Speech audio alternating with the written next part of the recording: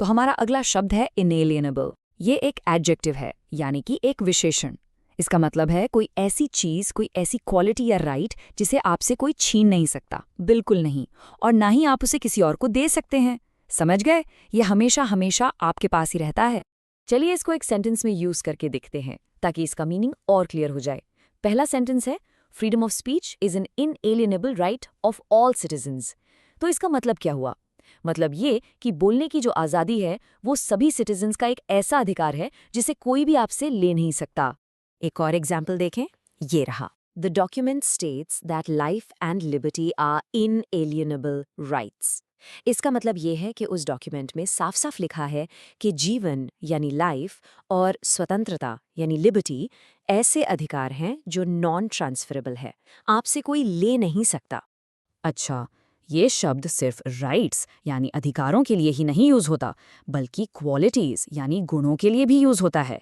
जैसे इस सेंटेंस में, she believed human dignity was an inalienable quality everyone is born with. इसका अर्थ है वो मानती थी कि मानव गरिमा यानी ह्यूमन डिग्निटी एक ऐसी क्वालिटी है जिसके साथ हर इंसान पैदा होता है और उसे कभी भी उस इंसान से अलग नहीं किया जा सकता। पता है, ये शब्द एक बहुत ही फेमस हिस्टोरिकल कोट में भी यूज हुआ है। जरा सुनिए, that they are endowed by their creator with certain inalienable rights। ये लाइन अमेरिका के डिक्लेरेशन ऑफ इंडिपेंडेंस से ली गई है और इसका सीधा सा मतलब है कि सभी इंसानों को उनके बनाने वाले ने, उनके क्रिएटर ने कुछ ऐसे राइट्स दिए हैं जो उनसे कभी भी किसी भी हालत में छीने नहीं जा सकते। अब चलो इनएलिएनेबल के कुछ सिनोनिम्स यानी कि समानार्थी शब्द देखते हैं। इन सभी शब्दों का मतलब भी लगभग वही है, कोई ऐसी चीज जो परमानेंट हो, आपसे जुड़ी हुई हो और जिसे बदला या ट्रांसफर नहीं किया जा सकता। ये हैं एब्सोल्यूट, इनहेरेंट, इनवायोलेबल और नॉन ट्रांसफरेबल।